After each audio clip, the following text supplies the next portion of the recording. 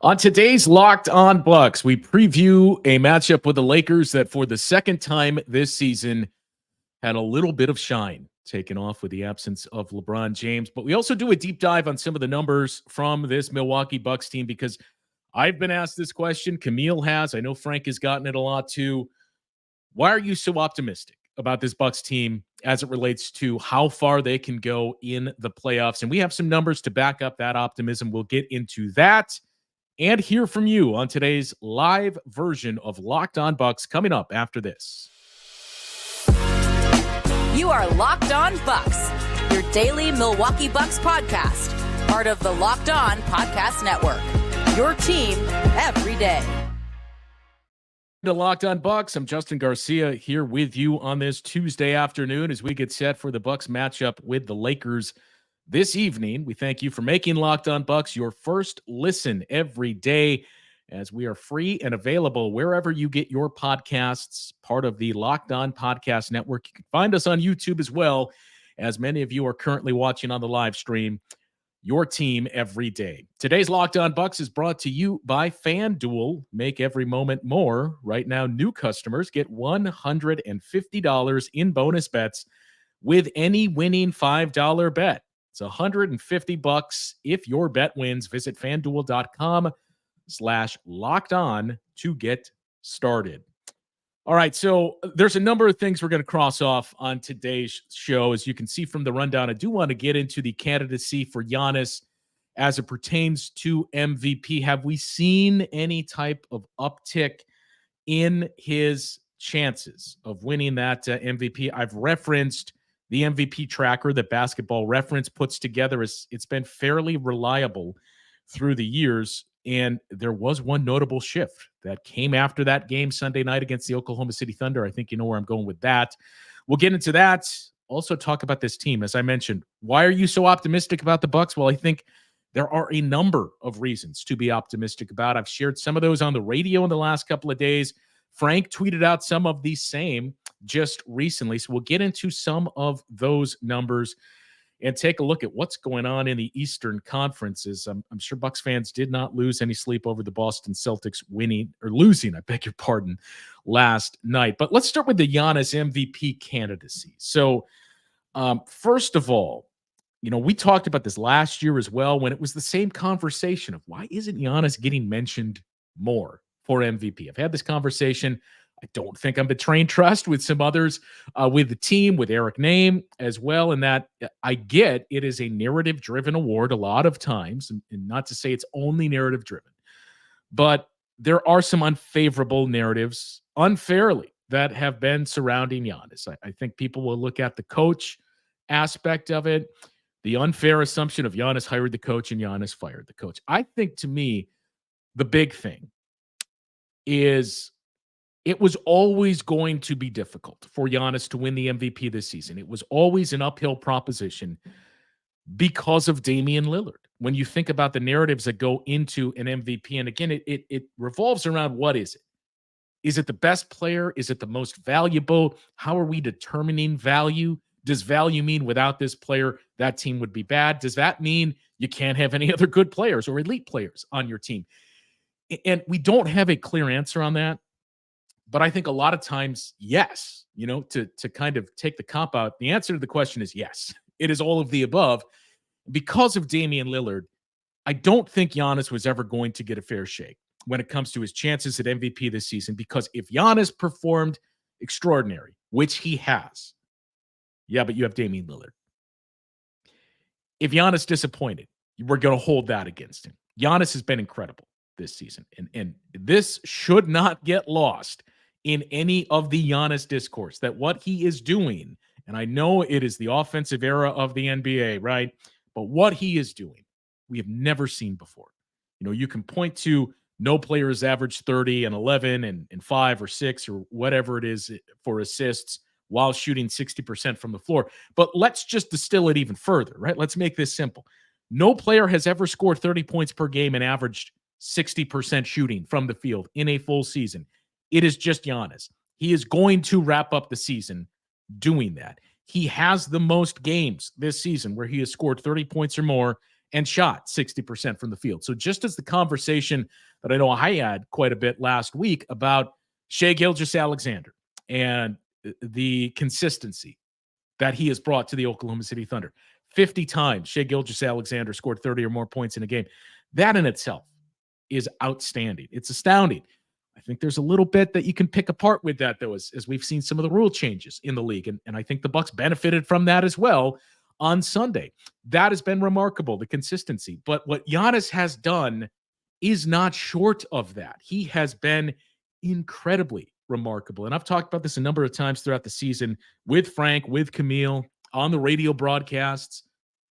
Giannis has been the constant through a year full of change and up and downs and misdirections, whatever you want to use to describe this Bucks season. The one thing that has remained constant this season is Giannis. And not only has he been the constant, he has been elite. He has been as good as ever. You could argue he has been even better. And I would make that case than he ever has before, given those numbers we just pointed to as we see the comments coming in already. 30, 12, and 6 on 60% shooting is insane. And it absolutely is. And what's even more insane is to factor in the change that has surrounded Giannis, right? I'm not discounting any player posting those numbers ever, because that is impressive.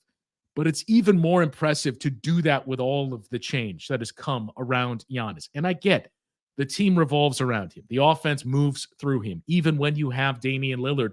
But he has to learn and adjust to Damian Lillard. Now, whose adjustment is bigger there? Is it Dame or Giannis? Who knows? It's still a large adjustment for both players. He has to learn Malik Beasley. 40% of the starting lineup is new. New role players on this team. New schemes, new system, new coach. New coaches, we should say. So it has been a year full of change, and he has been as consistent and dominant as ever. He absolutely should not be discounted as an MVP candidate, and yet here we are where he routinely is getting discounted. But I say that getting back to the original point, saying, look, we talked about this last year as well. If you're going to get back in the MVP, the way to do that is to win a lot of games, number one, from the stretch drive of the season, basically the post-All-Star break schedule, win a lot of games, and especially those matchups when you think about the Bucks versus the Nuggets, the Bucks versus the Thunder, as we just saw, the games you had and now one that you have left against the Boston Celtics. That Knicks game on April 7th is going to be a huge game in terms of MVP narrative, especially if the Knicks continue to do what they're doing now and move up to third at that point when the game rolls around. So be dominant in those games and team success. Like, that is what's going to prop Giannis back into this discussion as not just an afterthought of, oh yeah, I suppose we should mention Giannis.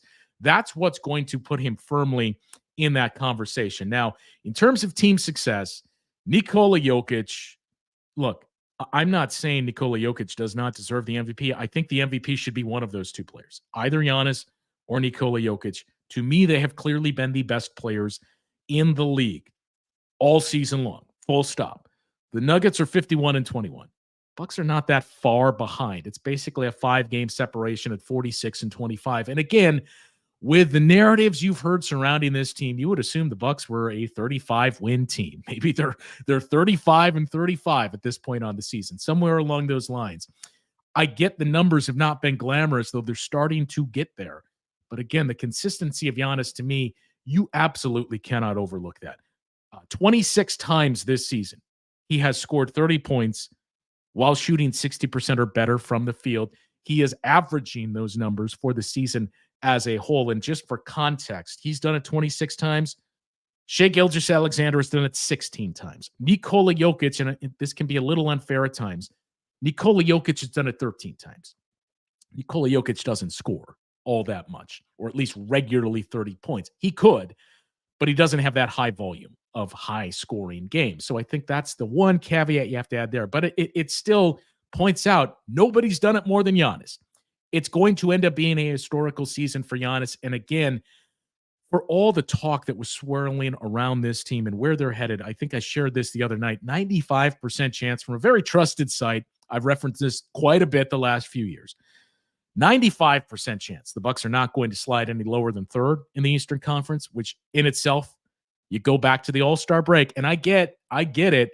The way you went into that break with a loss to the Memphis Grizzlies, looking the way they did at the time, saw a lot of talk of, man, Bucks could finish in the play-in tournament. What is going on here? And yet they're essentially locked in to no lower than third. I think it was an 85% chance they're going to finish second. So things are headed in the right direction there. But Giannis, against those opponents, right? The number of times he's had the 30 points, 60% shooting, the average that he's put together doing that as well. But as I mentioned, team success and how Giannis performs in those games against MVP candidates and top teams in the league. Well, looking at the Bucks' record against the top teams in the league, they split with the Cavaliers.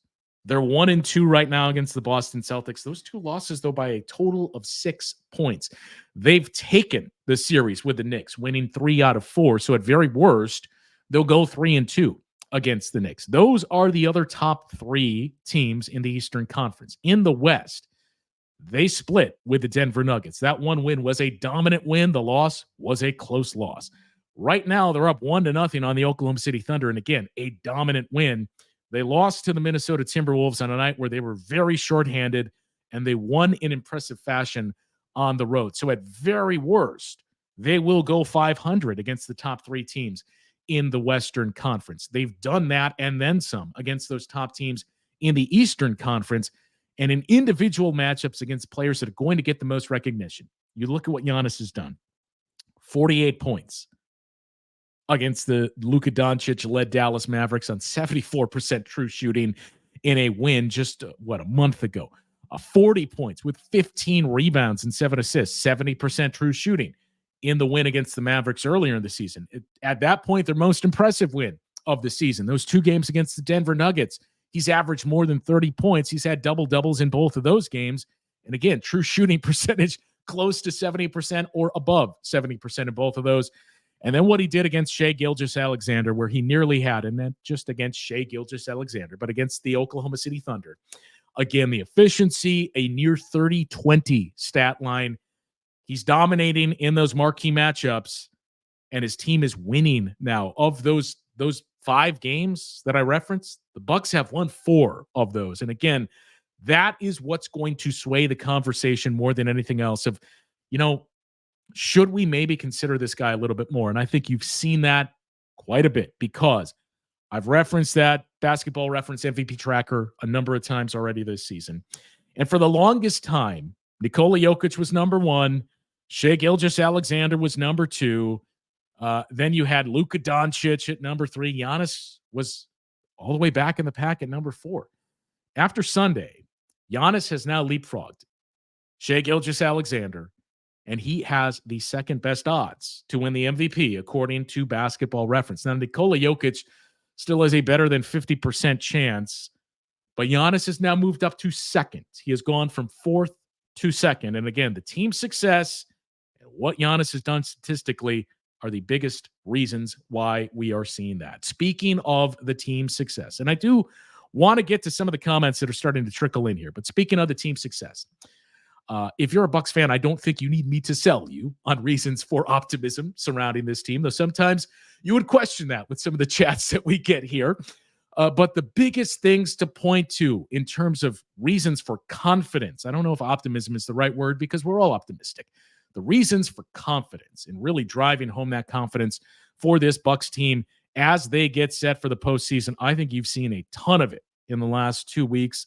Maybe the most of it started to pop up on Sunday night in that performance against the Oklahoma City Thunder. So we will get into that conversation and start to address your comments and questions that are popping up on the chat coming up after this on Locked On Bucks.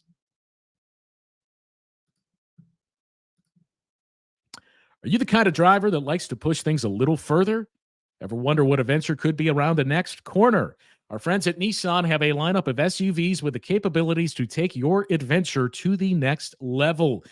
You have the Nissan Rogue 2024 edition. It is perfect for cityscapes and great escapes. Class exclusive. Google built in as your always updating assistant to call on for just about anything. So gone are the days of trying to find that cable to connect your phone. Google Assistant, Google Maps, and Google Play Store are all built into the 12.3-inch HD touchscreen infotainment system. The 2024 Nissan Rogue is the perfect midsize crossover for your next adventure. And Nissan's incredible lineup also includes the 2024 Nissan Armada. It'll change what you expect from a full-size SUV. Picture a rugged 4x4 that can seat up to 8 in first-class luxury and style. Tow bigger and explore further in the 2024 Nissan Armada. Take the Nissan Rogue, the Nissan Pathfinder, or the Nissan Armada and go find your next big adventure. Shop NissanUSA.com. We want to remind you, Locked On has launched the first ever national sports 24/7 streaming channel on YouTube, and it is now available on Amazon Fire TV in the free TV channels app. Locked On Sports Today is here for you 24/7, covering the top stories of the day with the local experts of Locked On, plus our national shows that cover every single league. Find Locked On Sports Today now available on the free Fire TV channels app. All right, this Bucks team success and the reason for optimism surrounding this team, and again, optimism is probably the wrong word to use there. The reason for confidence surrounding this Bucks team. I've referenced quite a bit what the Bucks have done against the best teams in the league. So usually when I'm talking about team statistics here, I usually reference cleaning the glass versus the NBA's site. But I think leaning on the NBA side for one thing, there is one that stands out to me the most, and that is the Bucks' performance in clutch games. So we have seen this really perform at a high level earlier in the season as well, even when there were very clear warts with this team, whether it was rotations, the way they were playing, roster makeup, whatever it was. You knew this team wasn't a finished product, and yet the way they performed in the clutch, even through all of the up and down and inconsistency, and man, why did the Bucks look like this on this given night? They still remained very, very good in the clutch. Well, that is carried through, right? Under Adrian Griffin, under Doc Rivers, even under Joe Prunty in those 3 interim games, they've remained very good in those clutch spots. So much, in fact, that there are just 2 teams in the entire NBA that are in the top 5 in both offensive efficiency and defensive efficiency in the clutch. The Denver Nuggets, who lead the Western Conference with an MVP candidate, the leading MVP candidate in Nikola Jokic, and your Milwaukee Bucks. Those have been the 2 best teams. You may ask, well, what about the Boston Celtics? They haven't played a lot of those clutch games, and we've seen that in the past with the Bucks. This isn't to turn this into the, yeah, I told you so. We will get to the Celtics in just a moment. But look, as much as we pointed out the Bucks schedule, which, by the way, in case you haven't noticed, it is now dropped down to 10th in terms of most difficult schedules left in the league. Still not where you'd love to be, but the Bucks have gotten some help behind themselves, and they've taken care of business, right? They've won those games, as I pointed to, those games that you're going to be favored to win. You got to win those games. You absolutely have to win those with the schedule that you have left. And what we've seen is the Bucks have done that since Doc Rivers arrived. You take out the Portland Trail Blazers game, certainly the biggest one that you would point to, but especially once this team got out of the All-Star break, they're winning the games you would expect them to win, and they're putting together strong showings against the elite teams. Now, I do think there's something to be said for that type of schedule going into the playoffs as a beneficial thing, as it's not a playoff game. It's not a replica of that, but it does get you more battle-tested for those games going into the postseason. Against the best teams in the league, so going back to cleaning the glass and the numbers that I'll reference here, the Bucks have been the 3rd best team in the league by way of win percentage. Against the top 10 teams by way of net rating, Bucks have the 3rd best win percentage. 62% of the games played against those teams, they have won. Only the Celtics and Oklahoma City Thunder have a better win percentage, and only the Oklahoma City Thunder have won more games. Thunder are 14-6. The Celtics are 13-7. The Bucks are 13-8. But what is most impressive, not only are the Bucks winning those games, 3rd best win percentage in those games, they have the best net rating in those games. So they're winning against tough teams, and they're doing it compared to the rest of the league in impressive fashion. The other thing that gives me a whole lot of optimism for this team moving into the postseason is number one, we've seen a different version of Damian Lillard. And I know it was about a week or so ago I mentioned the tidbit of, I was talking about this with Dave Kane, and that, Damian Lillard has not had a stretch of 5 or more games scoring 25 plus points, 5 consecutive games of 25 or more points since he arrived on the Bucks. And when you initially hear that, you think, okay, well, that kind of matches what we've seen in some of these up and down play from Damian Lillard, but no Buck has done that in the last 3 or 4 years, right? When you have Giannis, that's the big difference, is Damian Lillard was Giannis on the Portland Trailblazers. So I do think we need to add that caveat and file that away and realize, look, his role changed, right? I talked about Giannis's role changing. Damian Lillard's role has changed as well. But I think the other parts in terms of your confidence is the way Damian Lillard has looked. And if you just lined up the basketball card, the back of the card numbers, pre-All-Star break, post-All-Star break for Dame, they're pretty similar, right? Averaging about the same amount of points. Rebounds, we're not really going to look at. Assists, I think, have slightly gone up. But the big difference is he has been much more efficient. I've talked about the three-point shooting and where that currently sits. It's better than 40%. Coming out of the All-Star break, he's been a much different guy. And that gives you a whole lot of confidence of, look, it may not be a high volume of scoring from Dame, but again, you got Giannis. You didn't necessarily bring Damian Lillard to the Bucks to score 35 or 30 points a game. You brought him here for the final couple of minutes of those games. And we've seen that a number of times already this season.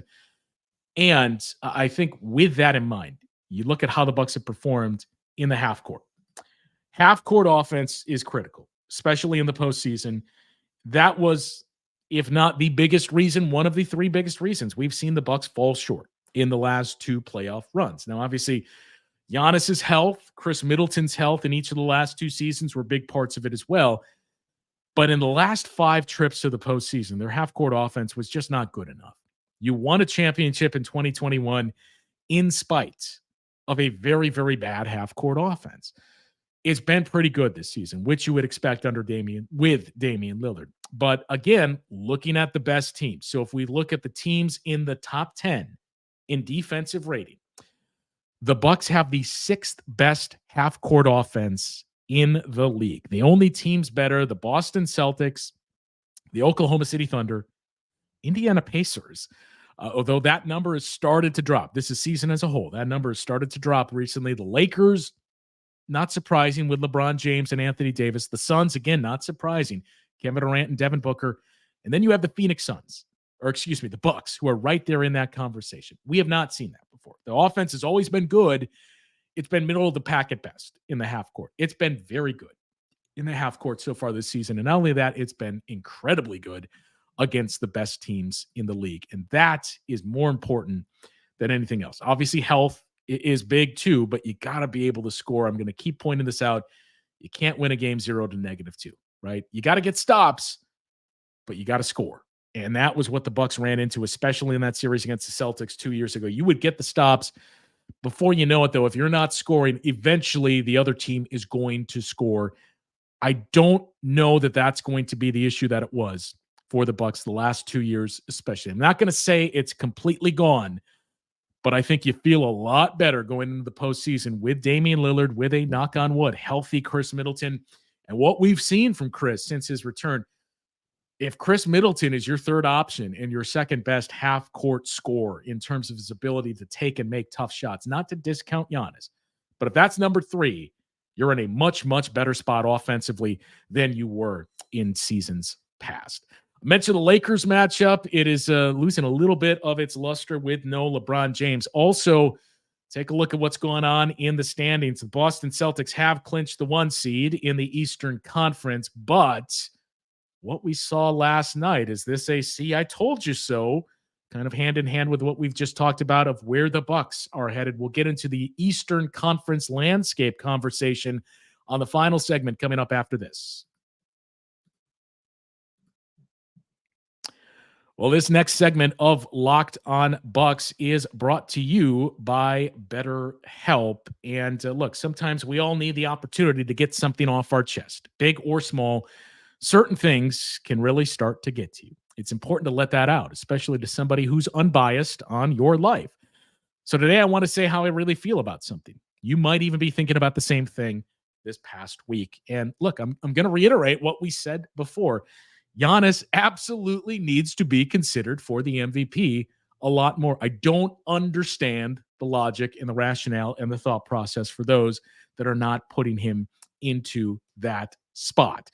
Therapy, though, can be very different for everyone. And sometimes you need that therapy to think through those things. Why am I viewing this under the lens that I currently am? Most of us have bigger problems. Then is Giannis going to get the recognition that he deserves? Are the Bucks going to win an NBA championship? But you do need to get those things off of your chest every once in a while. If you're thinking of starting therapy, give BetterHelp a try. It's entirely online. It is designed to be flexible and, most importantly, suited to your schedule. Visit BetterHelp.com/LockedOnNBA and get 10% off your first month. That website again is BetterHelp, HELP.com/LockedOnNBA. And as I mentioned, you'll get 10% off your first month. Again, it's entirely convenient. It is flexible. It works around your schedule. You can even change therapists at any given time for no additional charge. Give BetterHelp a try. BetterHelp.com/LockedOnNBA.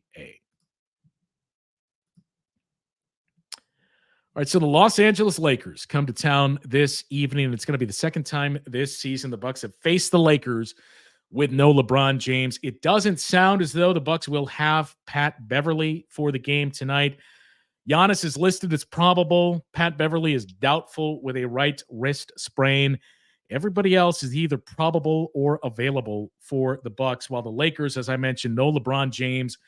He has been ruled out of this game once more with a left ankle issue. Anthony Davis is probable.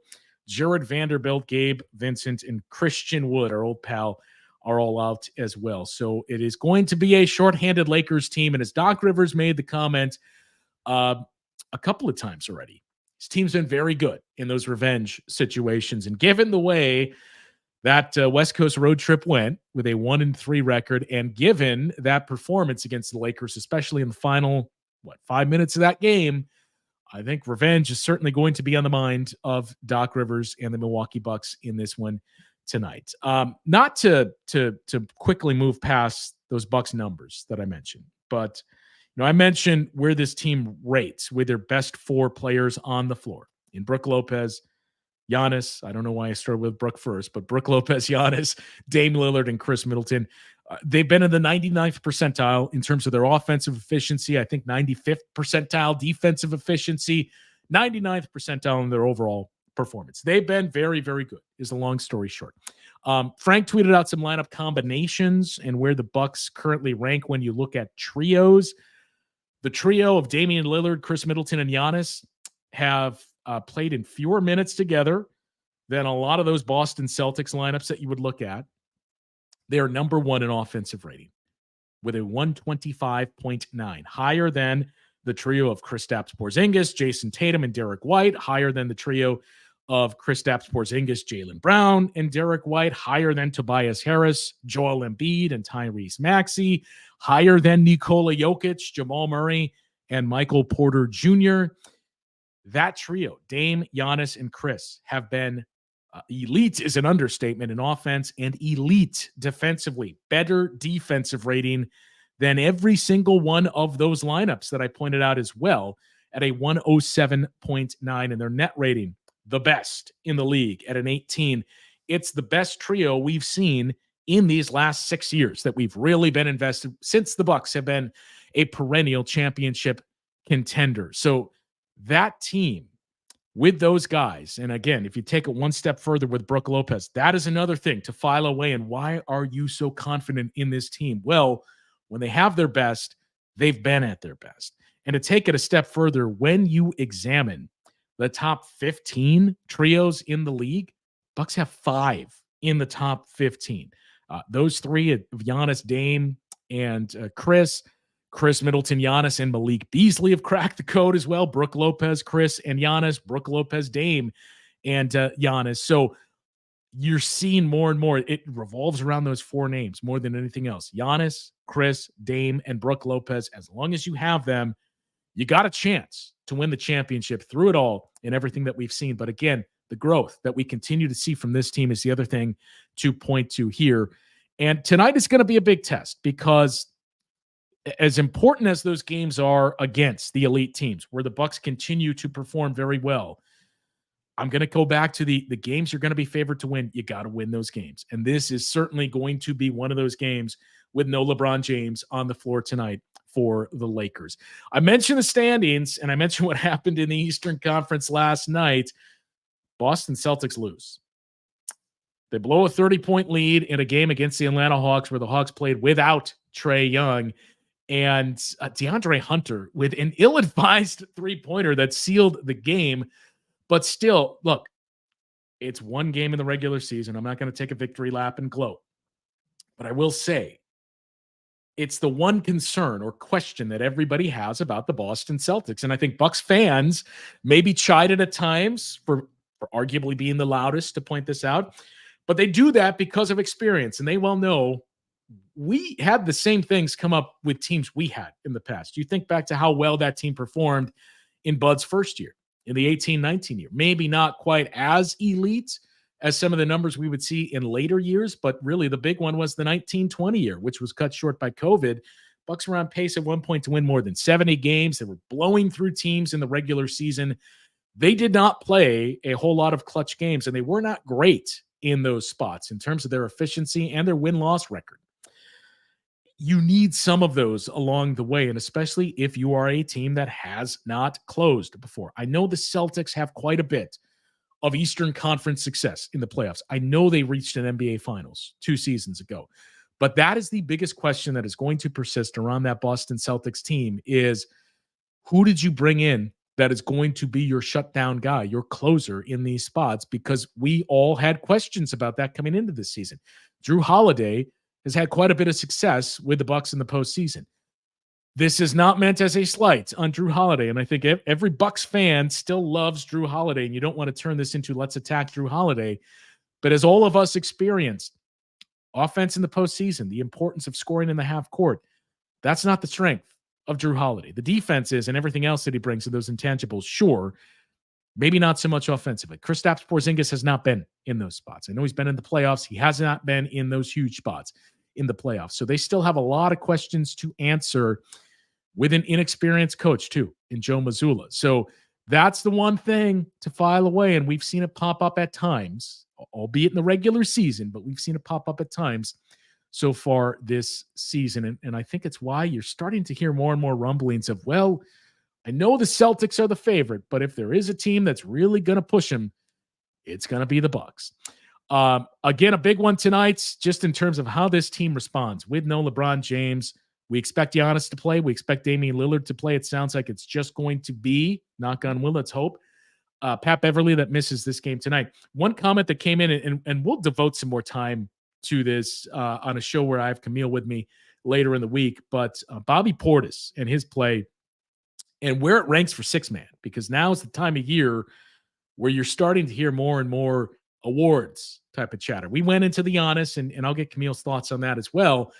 But Bobby Portis and what he's done, and specifically what he's done under Doc Rivers. We'll take a closer look at some of those numbers and just how good of a chance does Bobby Portis have at winning the sixth man of the year. So look for that a little bit later on this week. Be back later on this evening or tomorrow morning, depending on when you listen, with the recap of the Bucks and the Los Angeles Lakers. Hopefully another Bucks victory that we're recapping here. But as I mentioned, I'm not willing to say it's all cleared up just yet. You're in a very, very good spot. 46-25, 3 games up in the loss column on the Cavs, 3 games up in the loss column on the New York Knicks.